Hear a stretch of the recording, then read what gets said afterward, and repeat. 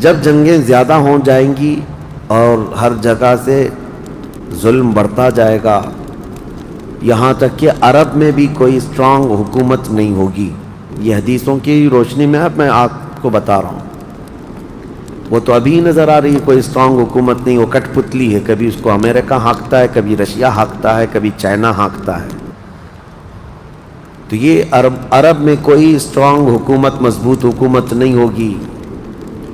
اور مسلمان جب زیادہ قتل ہونے لگیں گے تو سب اکثر ہجرت کر کے مدینے چلے جائیں گے. جو بچے ہوئے ہوں گے وہ مدینہ طیبہ کی طرف ہجرت کر جائیں گے.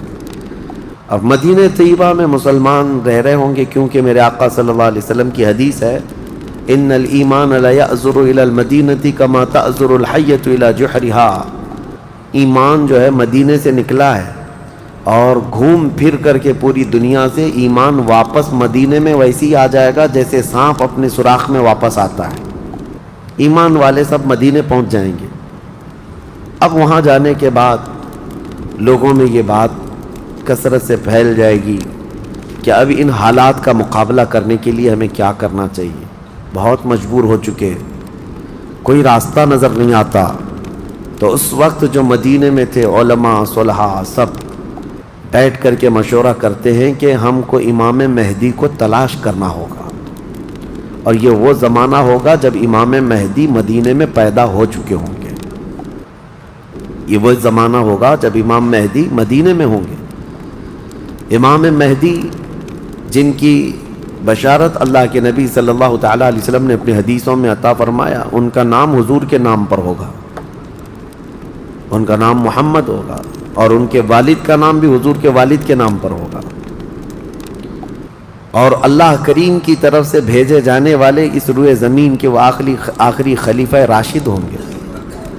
مدینہ طیبہ میں وہ ہوں گے لیکن وہ اپنے آپ کو چھپا کر کے رہ رہے ہوں گے.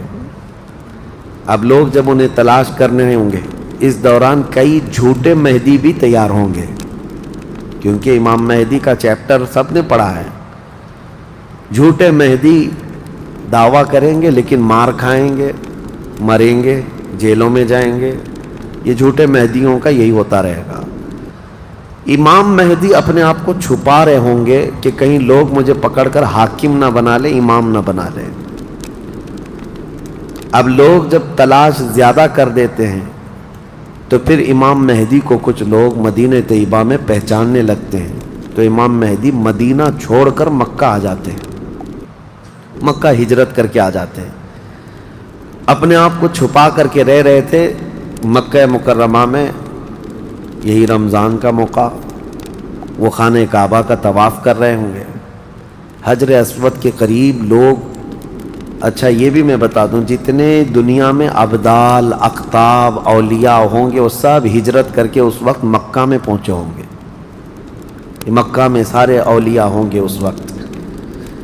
اور طواف کے دوران سب لوگ پہچان لیں گے امام مہدی کو اور ان کو پکڑ لیں گے اور ان کا ہاتھ پکڑ کر سارے لوگ کہیں گے اب ہم آپ کے ہاتھ پر بیعت کرتے ہیں، آپ امام برحق ہیں اور آپ ہمارے حاکم ہو جائیں. امام مہدی منع کر رہے ہوتے ہیں، اسی وقت آسمان سے ایک آواز آتی ہے. اس آواز میں خاص یہ کہا جاتا ہے ھذا خلیفۃ اللہ المہدی، یہ اللہ کا خلیفہ مہدی ہے. اس آواز کو سن کر سب ٹوٹ پڑتے ہیں. امام مہدی سب کو بیعت کرتے ہیں، پھر واپس یہی قافلہ لے کر مدینے پہنچتے ہیں روضہ رسول پر. میرے آقا صلی اللہ تعالیٰ علیہ وسلم کی بارگاہ میں جب پہنچتے ہیں تو اہل مدینہ بھی ان کے ہاتھ پر بیعت کرتے ہیں اور ایک پوری فوج تیار ہوتی ہے. یہ انقلاب کا دور ہے. جتنی جنگیں ان کتوں نے کی تھیں، جتنا ظلم رچایا تھا پوری دنیا میں، اب ریورس ہونے کا ٹائم آ جاتا ہے. حضرت امام مہدی اس فوج کو لے کر ملک شام کی طرف جاتے ہیں. حالات ملک شام کے ایسے ہو چکے ہوں گے کہ ملک شام میں عیسائیوں کی حکومت قائم ہو چکی ہوگی. ابھی تو نہیں ہے یا انڈائریکٹ ان سے کسی کا تعلق ہے تو یہ ہمیں پتہ نہیں، لیکن حدیث میں یہ ہے کہ عیسائیوں کی حکومت ملک شام میں قائم ہوگی اور یہودی فتنہ مچا رہے ہوں گے ہر جگہ. قتل عام جو مسلمانوں کا سب سے زیادہ کرنے کی کوشش ہے وہ یہودیوں کی طرف سے ہے. امام مہدی مکہ مکرمہ سے نکل کر ملک شام کی طرف جائیں گے اور مسلمانوں کی جو قلت تھی، جو چھوٹی سی جماعت تھی، یہ جب نکل کر کے وہاں آئے گی ملک شام، بہت بڑی جنگ ہوگی جس کو ملحمۃ الکبریٰ کہا گیا ہے. امام مہدی کی قیادت میں یہ جنگ ہوگی. سارے کفار، عیسائی، یہودی سب مقابل میں آ جائیں گے. ان کی تعداد جو حدیث میں بتائی گئی ہے وہ 80 جھنڈوں کے نیچے آئیں گے اور ہر جھنڈے کے نیچے 12,000 لوگ ہوں گے. اور یہ مسلمانوں کی نہیں ہے، یہ کفار و مشرکین کی. تقریباً یہ 9,60,000 کی تعداد بنتی ہے کفار و مشرکین کی. 9,60,000. مسلمانوں کی تعداد کتنی ہوگی یہ تو نہیں پتہ. اس کے بعد جنگ جب شروع ہوتی ہے، پہلے دن مسلمانوں کا 1/3 حصہ میدان چھوڑ کر بھاگ جاتا ہے. جو کمزور دل تھے وہ چلے جائیں گے، اور ان کے متعلق کہا گیا ہے کہ یہ ایسے لوگ ہوں گے جن کی توبہ کبھی نہ قبول ہوگی اور روئے زمین کے سب سے بدترین لوگ ہوں گے. وہ سب سے بدترین لوگ ہوں گے جو میدان چھوڑ کر بھاگ چکے ہوں گے. 1/3.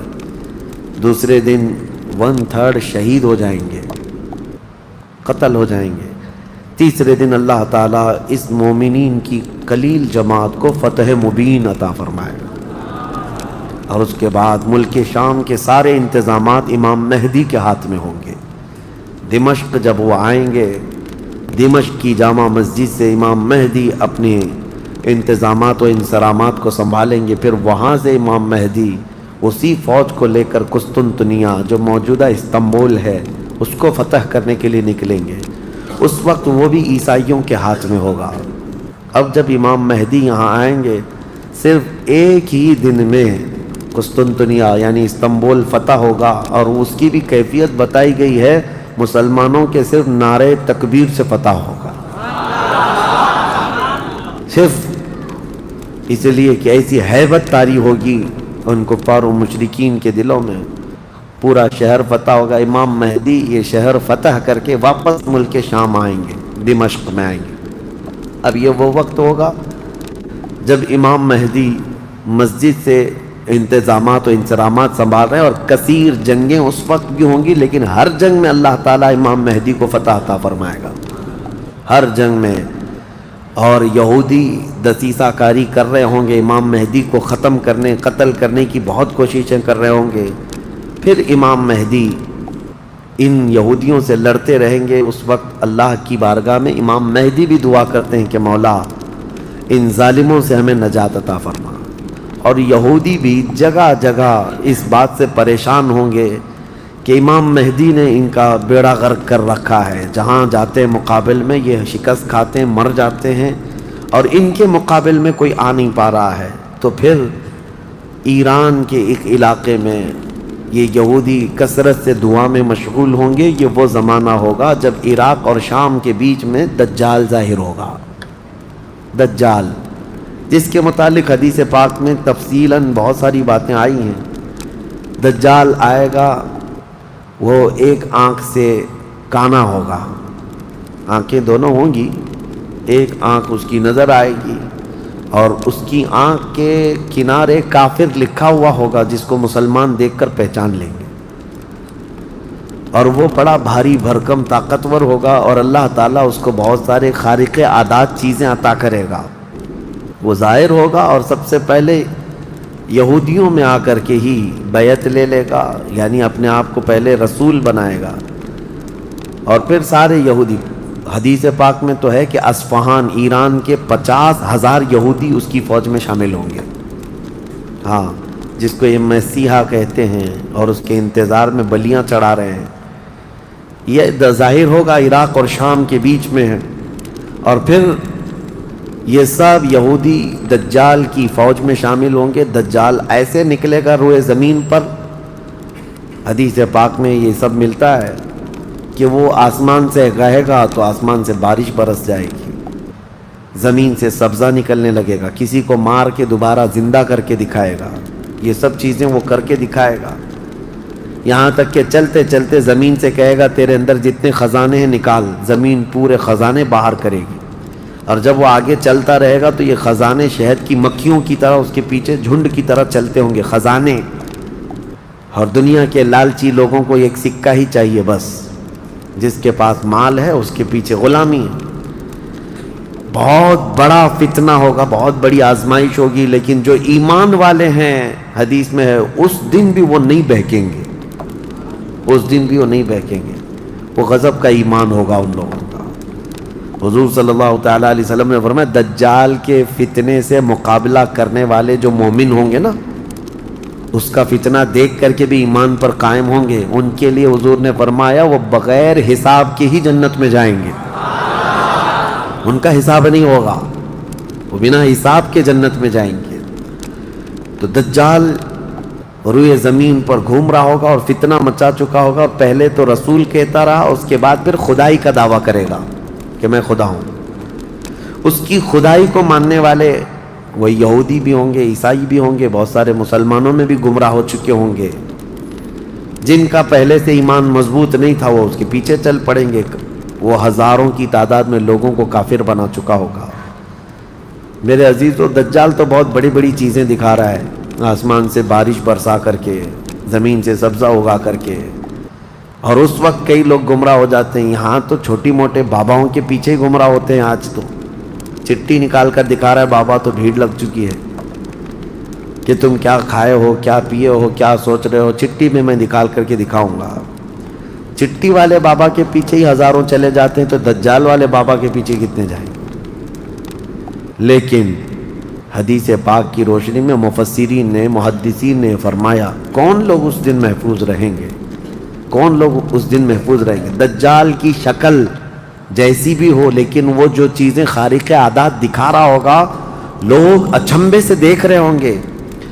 اچھا ایک بات اور بھی بتا دوں، آپ گھر میں بیٹھے ہوں، کوئی مسجد میں ہوں گے، شور آئے گا کہ وہاں پر خدا اتر پڑا ہے، نعوذ باللہ من ذالک، اور عجیب و غریب چیزیں دکھا رہا ہے، آسمان کو کہہ رہا ہے تو آسمان بارش برسا رہا ہے، زمین کو کہہ رہا ہے تو زمین خزانے نکال رہی ہے۔ کچھ لوگ جو گھر میں بیٹھے ہوں گے، توجہ یہ بہت اہم بات کہہ رہا ہوں، کہیں محفل میں ہوں گے، مسجد میں ہوں گے، جب یہ شور آئے گا تو کچھ کہیں گے کہ چلو ہم بھی جا کر دیکھ کے آتے ہیں، تو کچھ لوگ یہ کہہ کر کے اٹھیں گے اور جا کر کافر ہو جائیں گے،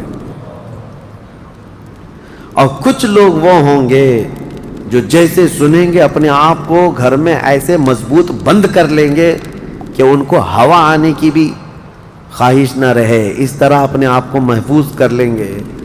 اور بزرگوں نے لکھا ہے کہ اس وقت اس کے فتنے عروج پر ہوں گے، لوگوں میں صرف اور صرف چرچا یہی ہوگا۔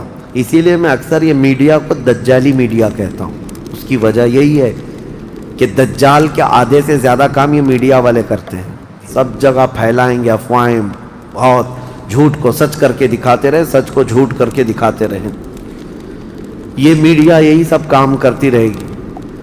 اس وقت کون لوگ محفوظ رہیں گے؟ بزرگوں نے لکھا ہے دجال کے قریب بھی جائے گا کوئی بندہ، لیکن اس کو دیکھ کر نہیں گمراہ ہوگا، تو یہ کون ہوگا؟ جس کا سینہ حضور کی محبت سے بھرا ہوگا، یہ وہی ہوگا، یہ وہی ہوگا جس کے لیے اعلیٰ حضرت نے فرمایا نا، تیرے قدموں میں جو ہیں غیر کا منہ کیا دیکھیں، حضور کے قدموں میں جو پڑے ہیں وہ غیر کا منہ کیا دیکھیں، کون نظروں میں جچے دیکھ کے تلوا تیرا۔ اب یہ دجال گھومتا ہوا جب فتنہ بہت برپا کر چکا ہوگا، مکہ جائے گا، پہلے یہ یمن جائے گا، یمن میں بھی بہت فتنہ پھیلائے گا، اس کے بعد پھر مکہ آئے گا، مکہ کی سرحدوں کو اللہ تعالیٰ فرشتوں سے محفوظ کر رکھا ہوگا، فرشتے اسے داخل ہونے نہیں دیں گے، ماریں گے اور داخل نہیں ہو سکے گا۔ پھر مدینہ جائے گا، مدینہ طیبہ اپنی پوری فوج لے کر کے داخل ہونے کی، 2 شہروں کے علاوہ پوری دنیا کے ہر شہر گھومے گا، ہر شہر گھوم چکا ہوگا 2 شہروں کے علاوہ، مکہ مکرمہ، مدینہ طیبہ۔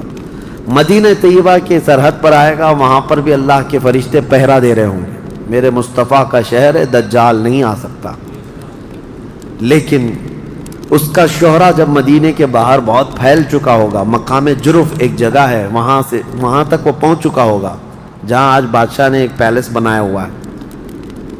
ان لوگوں نے ایک پیلس بنا کر رکھا ہے وادی جرف میں، وہاں تک پہنچے گا تو مدینہ طیبہ کے ایک عالم وہ جائیں گے، اس سے مناظرہ کریں گے، ڈیبیٹ کریں گے۔ صرف مناظرے کے کرنے کی وجہ سے اس عالم دین کو وہ قتل کر دے گا، قتل کر کے اس کے بعد پھر ان کو دوبارہ زندہ کرے گا، اور اس کے بعد کہے گا کہ دیکھا میری طاقت۔ اس عالم دین کا کہنا ہوگا اب تو مجھے تیرے دجال ہونے پر اور زیادہ یقین ہو گیا، اس لیے کہ میں نے میرے مصطفیٰ سے سنا ہے، وہ مار کر کے دوبارہ زندہ کرے گا۔ اور اس عالم کا دوسرا چیلنج یہ ہوگا کہ میں نے اپنے حبیب سے ایک اور بات سنی ہے، اب کی بار اب تو مار کر کے دکھا۔ دوسری بار حدیث پاک میں ہے دوسری مرتبہ اس عالم کو قتل کرنے کی 1000 کوشش کرے گا لیکن مار نہیں سکے گا۔ وہ عالم ربانی بیان کریں گے، اللہ کے نبی صلی اللہ علیہ وسلم کی بیان کی ہوئی علامات یہی ہیں، ایک بار قتل کر کے اٹھائے گا لیکن دوبارہ وہ مار نہیں سکے گا۔ یہ فتنہ پھیلا ہوگا دجال کا، اور یہ گھومتے پھرتے ملک شام پہنچے گا جہاں امام مہدی ہوں گے۔ امام مہدی یہودیوں سے جنگ کرتے کرتے اور دجال کے فتنوں سے فیس کرتے کرتے وہاں پر ہوں گے، ملک شام میں، دمشق میں، دعا کر رہے ہوں گے اللہ ان کے فتنوں سے بچا۔ ایک عصر کی نماز ہوگی، جب امام مہدی نماز کے لیے جا رہے ہوں گے، 2 فرشتوں کے پروں پر ہاتھ رکھتے ہوئے سیدنا عیسیٰ علیہ السلام اتر جائیں گے۔ حضرت عیسیٰ علیہ السلام اب بھی باحیات ہیں آسمانوں پر، اللہ کریم ان کو اتارے گا، وہ آئیں گے۔ حضرت امام مہدی فوراً ہی حضرت عیسیٰ علیہ السلام کو پہچان لیں گے اور آپ کا ہاتھ پکڑ کر کے وہ لائیں گے، اور امامت کے لیے جب وہ آگے بڑھائیں تو عیسیٰ علیہ السلام نماز نہیں پڑھاتے، امام مہدی سے کہتے ہیں امام آپ ہی ہوں گے، حاکم آپ ہی ہوں گے، منتظم آپ ہی ہوں گے۔ اب عیسیٰ علیہ السلام یہ بیان فرمائیں گے میں تو صرف اور صرف دجال کے قتل کے لیے آیا ہوں۔ اس کے بعد امام مہدی نماز سے فارغ ہو کر اللہ کا شکر بجا لائیں گے، پھر یہ عیسیٰ علیہ السلام کی معیت میں جیسی باہر نکلیں گے، حدیث پاک میں ہے عیسیٰ علیہ السلام کی سانس یا ان کی خوشبو جہاں تک جائے گی دجال اتنا تیز پگھلتا چلا جائے گا، قریب نہیں آ پائے گا۔ اب وہ ادھر ادھر بھاگا بھاگا پھر رہا ہوگا عیسیٰ علیہ السلام کے خوف سے۔ عیسیٰ علیہ السلام جس وقت آئیں گے وہ سنہرا دور، تو سنہرا دور حدیث پاک میں ہے، اب عیسیٰ علیہ السلام صلیب کو توڑ دیں گے کہ یہ عقیدہ ختم کرو، خنزیر کو ماریں گے، جزیہ ختم کریں گے، اور اس کے بعد عیسیٰ علیہ السلام اس ملعون دجال کو بھگاتے بھگاتے مقام لد پر لے جائیں گے جو آج اسرائیل میں ہے، وہاں تک لے کر جائیں گے۔ مقام لد پر عیسیٰ علیہ السلام اس کو اپنے تیر سے ماریں گے، ختم ہو چکا ہوگا۔ دجال کے جتنے ہمراہی تھے ان کو بھی عیسیٰ علیہ السلام ختم کر دیں گے۔ اب جب واپس عیسیٰ علیہ السلام دمشق پہنچیں گے، ملک شام، تو حدیث پاک میں پوری روئے زمین پر ایک بھی کافر نہیں ہوگا، جو ہوگا وہ مسلمان ہوگا۔ یہ وہ وقت ہے جس کا وعدہ اللہ نے قرآن میں فرمایا، هو الذی ارسل رسولہ بالہدی ودین الحق لیظہرہ علی الدین کلہ۔ وہی اللہ ہے جس نے اپنے رسول کو ہدایت کے ساتھ بھیجا ہے تاکہ اپنے دین کو ساری دنیا پر غالب کرے۔ اب تک یہ دین پوری دنیا پر نہیں غالب آیا، لیکن وہ دن ہوگا جب عیسیٰ علیہ السلام تشریف لائیں گے روئے زمین پر۔ اسی لیے میں کہتا ہوں وہ دن آئے گا جب ہر گھر سے آواز آئے گی لبیک یا رسول اللہ۔ وہ دن آئے گا، وہ وقت آئے گا۔ صبر کے بعد، ہر اندھیرے کے بعد صبح ہونا ہے، رات کے بعد اجالا آنا ہے۔ ہاں آج جو حالات ہیں انشاءاللہ العزیز کچھ دیر کی خاموشی ہے، پھر شور آئے گا۔ آج کتوں کا وقت ہے، کل ہمارا دور آئے گا انشاءاللہ العزیز۔ میرے عزیزو، سیدنا عیسیٰ علیہ السلام جب اسے قتل کر چکے ہوں گے اور پھر روئے زمین پر صرف پرچم اسلام لہرا رہا ہوگا، امام مہدی کی عمر 49 سال یا 50 سال کے آس پاس ہوگی، وہ بیت المقدس میں انتقال کر چکے ہوں گے، آپ کی جنازہ کی نماز عیسیٰ علیہ السلام پڑھائیں گے، وہیں دفن ہوں گے، پھر عیسیٰ علیہ الصلوۃ والتسلیم مومنین کو لے کر مدینہ طیبہ کا رخ کریں گے۔ جب نبی پاک صلی اللہ علیہ وسلم کے روضے کے پاس عیسیٰ علیہ السلام آئیں گے، عیسیٰ علیہ السلام نکاح بھی فرمائیں گے، آپ کی اولاد بھی ہوں گی، لیکن مدینہ طیبہ میں آپ کا انتقال ہوگا اور میرے آقا کے حجرے میں دفن ہوں گے۔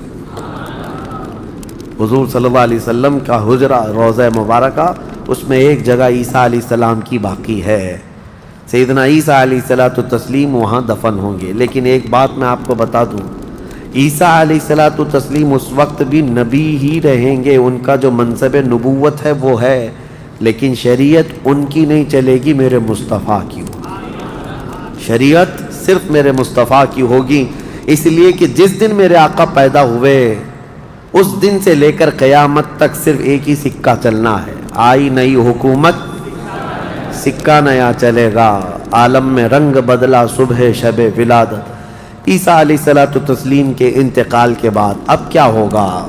اب کیا ہوگا؟ آپ دفن ہو چکے ہوں گے، قیامت قریب آ چکی ہوگی۔ اب اس کے بعد معاملہ یہ ہوگا کہ اللہ تبارک و تعالی قوم یاجوج ماجوج کو پیدا کرے گا۔ ہاں، اس میں بیچ میں ایک روایت یہ بھی ہے کہ عیسیٰ علیہ السلام کو اللہ تبارک و تعالی حکم فرمائے گا کہ میں ایک ایسی قوم بھیج رہا ہوں جو دنیا میں فساد مچائے گی، جو مومنین ہیں ان کو لے کر کوہ طور پر چلے جائیں۔ عیسیٰ علیہ السلام کوہ طور کی طرف مومنین کو لے کر جائیں گے، لیکن اس وقت زمین پر یاجوج ماجوج ایک قوم ہے، یہ دو لوگ نہیں ہیں۔ بہت سارے لوگوں کے ذہن میں ایسی بات آتی، یاجوج ماجوج دو آدمی ہوں گے، دو آدمی نہیں ہے، بہت بڑی فوج ہے، بہت بڑی فوج ہے، اور یہ ابھی موجود ہے، یافس بن نوح کی اولاد میں سے یہ ایک جزیرے میں قید ہے، وہ واللہ عالم، لیکن قرآن میں 16ویں پارے میں اس کا ذکر ہے کہ حضرت سکندر ذوالقرنین نے ایک لوہے کی پگھلا کر کے پہاڑوں کے بیچ دیوار بنا کر ان کو قید کر رکھا، یہ قوم آ نہیں سکتی، لیکن قیامت کے قریب وہ سد سکندری جو باندھی ہوئی دیوار ہے وہ ٹوٹ کر گر جائے گی، یاجوج ماجوج پورے باہر نکل آئیں گے، اور جیسے آئیں گے وہ جس ندی کے کنارے سے گزریں گے پورا پانی پی جائیں گے، وہ جو درخت ہو ملے جو کچھ بھی ہو سب کھا جائیں گے، کچھ بھی نہیں، یہاں تک کہ یہ وہ زمانہ ہوگا حضرت عیسیٰ علیہ السلام ابھی موجود ہوں گے، ان کے انتقال سے پہلے ہی یہ یاجوج ماجوج آئیں گے۔ ایک بیل کا سر جو ہے 100 دینار میں مل رہا ہوگا، 100 سونے کے سکے، اور اس کو بھی لوگ غنیمت سمجھیں گے، اتنی مہنگائی کوئی چیز ہی نہیں مل رہی ہوگی، سب یہ کھا کر چٹ کر چکے ہوں گے۔ پھر عیسیٰ علیہ السلام کی دعا سے ہی اللہ کے نبی عیسیٰ علیہ السلام یہ عرض کریں گے، مولا اس ظالم یاجوج ماجوج سے ہمیں نجات عطا کر۔ اللہ تبارک و تعالیٰ ایک بیماری ان کی گردن میں پیدا کرے گا، وائرس آئے گا ان کو بھی، یاجوج ماجوج کو، اب اللہ عالم اس وقت کا کون سا کورونا ہوگا، کون سا آئے گا، لیکن اس وائرس سے ایک ہی دن میں وہ پوری فوج مر جائے گی، اور مرنے کی وجہ سے پوری روئے زمین پر اتنی بدبو پھیل جائے گی، تعفن، اٹھانے والا کوئی نہیں ہے ان کی لاشیں۔ تو پھر یہ بھی ملتا ہے روایت میں کہ اللہ تعالیٰ لمبی بڑی گردنوں والے پرندے بھیجے گا، وہ پرندے ان کی لاشیں اٹھا کر کے جنگلوں کی طرف چلے جائیں گے، پھر اللہ تعالیٰ بارش برسائے گا، اتنی تیز بارش برسے گی کہ پوری زمین پاک ہو چکی ہوگی، یاجوج ماجوج کا فتنہ ختم ہوگا، عیسیٰ علیہ السلام کا انتقال ہوگا، پھر اچانک ایک جانور باہر آئے گا جس کو دابۃ الارض کہا گیا ہے، یہ آئے گا، یہ آ کر کے اپنے ایک ہاتھ میں موسیٰ علیہ السلام کا عصا اور ایک ہاتھ میں سلیمان علیہ السلام کی انگوٹھی، یہ دونوں لے کر کے زمین پر گھومتا رہے گا، جو مومن ہوگا اس کی پیشانی پر سلیمان علیہ السلام کی انگوٹھی سے نشان لگا دے گا، جو کافر ہوگا موسیٰ علیہ السلام کے عصا سے اس پر لکیر کھینچ دے گا، جس کے لیے وہ نشانی لگا دیا وہ اسی حالت میں مرے گا. اور اس کے بعد پھر حدیث پاک میں ہے دابۃ الارض چلا جائے گا. پھر ہوگا یہ کہ ایک دن لوگ تھک کر کے سوئے ہوں گے, دھواں دھواں نظر آتا رہے گا ہر جگہ دھواں دھواں, لوگ پریشان ہوں گے. اور اس کے بعد سوئیں گے تو رات اتنی لمبی ہوگی کہ لوگ اکتا جائیں گے, سو کر اٹھیں گے پھر سوئیں گے, سو کر اٹھیں گے پھر سوئیں گے. بچے جو ہے چیخ مارتے رہیں گے, اور پھر جانور اپنی کھیتیوں کی طرف بھاگنے کے لیے بے قرار ہوں گے. لیکن رات لمبی ہوگی, 3 راتوں کے برابر ایک رات ہوگی, 3 بڑی راتوں کے برابر ایک رات کٹتی نہیں ہوگی. لوگ تھک چکے ہوں گے سو کر کے. اس کے بعد پھر اچانک چھوٹی چھوٹی روشنی آئے گی سورج کی. لوگ چیخ مارتے ہوئے خوشیوں سے باہر آ جائیں گے کہ اجالا آ گیا. پہلے تو لوگوں کو یہ لگ رہا تھا کہ اب اندھیرا ہے, اب سورج آئے گا ہی نہیں. لیکن جیسی روشنی آنے لگے گی سب بھاگ کر کے باہر آئیں گے. لیکن دیکھیں گے اس وقت تو سورج جو ہے پچھم کی طرف سے نکل رہا ہوگا. ابھی سورج کہاں سے نکلتا ہے؟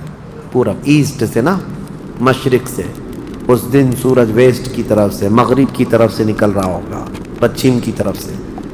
پہلے ہلکا ہلکا نکلے گا سورج.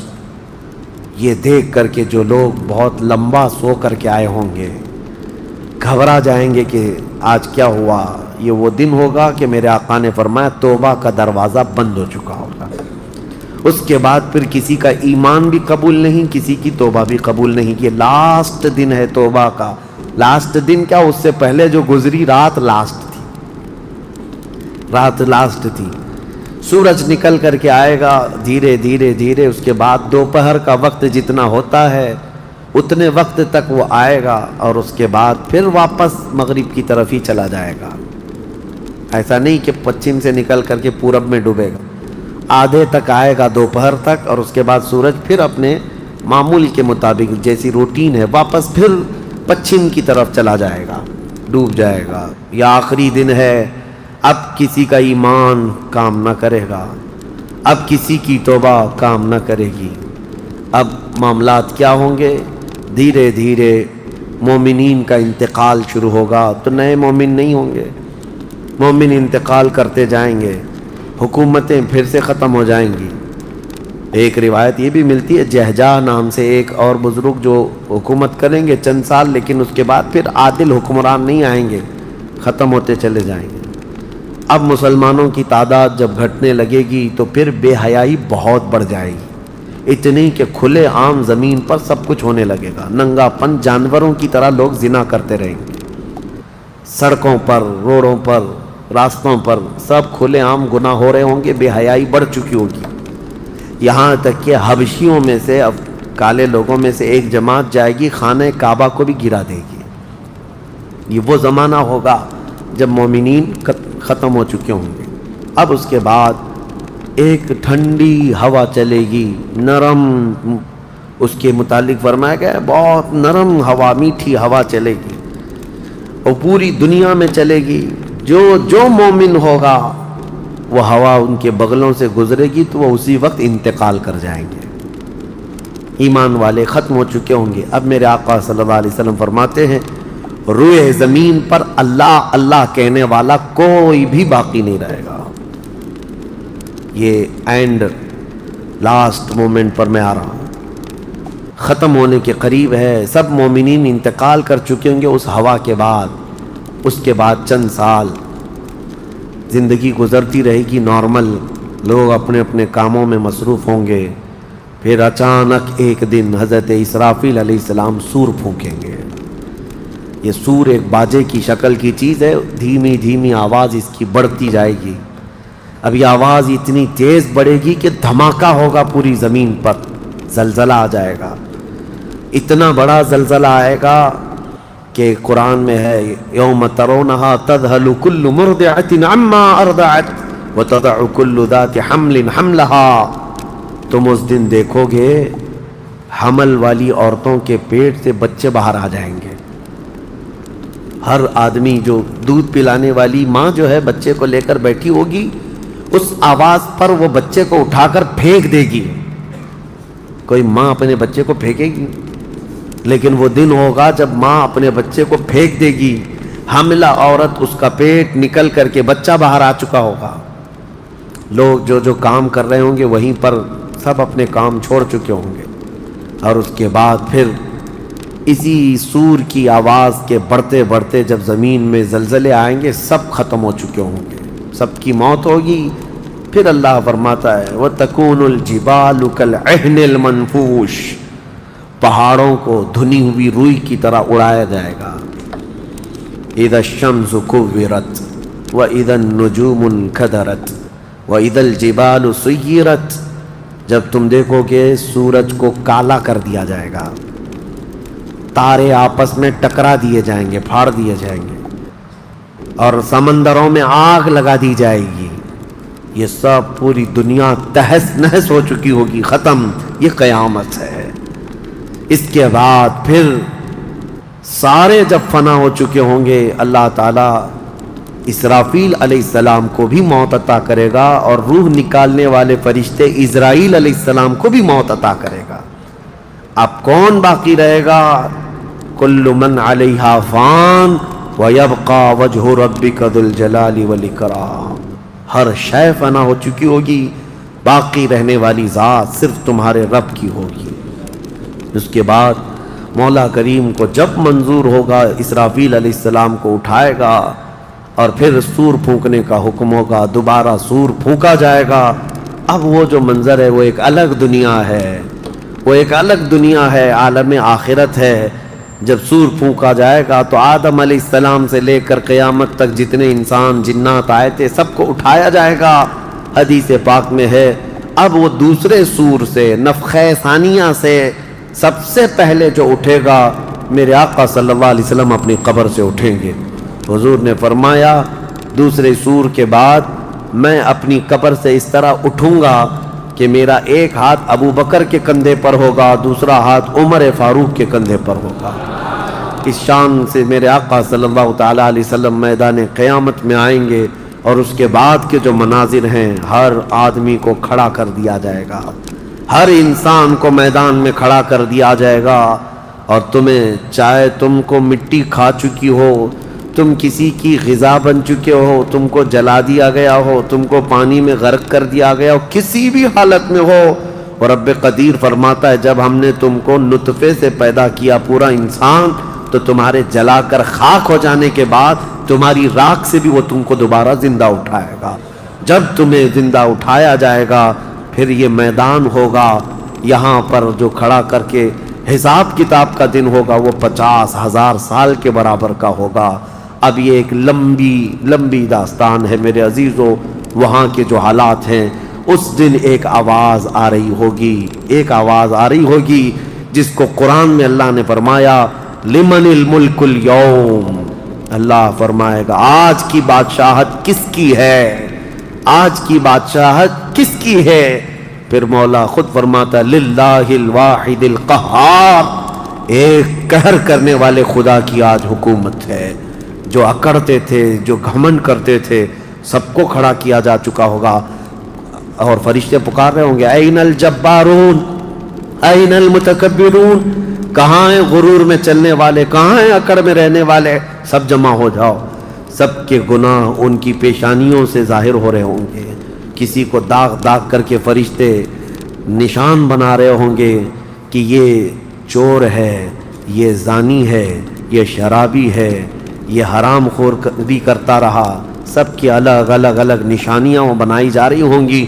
اس بھرے محشر کے میدان میں ہمارے لیے کون ہے میرے عزیزو؟ ہم اسی رب ذوالجلال کو منانے کے لیے آج آئے ہیں۔ اس تصور کے ساتھ اب ہم کھڑے ہو کر اس کا ذکر کریں گے کہ مولا آج ہم تجھے منا رہے ہیں، تو ہم سب سے صلح فرما لے، کل بھری قیامت کے دن ہمیں ننگا اور ذلیل ہونے سے محفوظ فرما لے، اور قیامت کا دن ہوگا انشاءاللہ العزیز میرا رب اسی ذکر کی مجلس کی برکت سے ہماری بخشش کا اعلان فرمائے گا۔ وہ دن کتنا خوبصورت ہوگا، ذرا تصور کرو کہ اس ذکر کی مجلس کو اللہ تعالیٰ ذریعہ بنائے، اور قیامت کے دن جب سب کھڑے ہوں گے لاکھوں کی تعداد میں، اور تمہارا نام پکارا جا رہا ہوگا فلاں کا بیٹا فلاں کہاں ہے، تم گردن اونچی کر کے دیکھ رہے ہوں گے کیا ہے میرے حساب میں، کیا ہے میرے پلے میں؟ تو فرشتے کہیں گے اللہ کی طرف سے حکم آیا ہے، تیرے لیے جنت ہے، تیرے لیے جنت ہے۔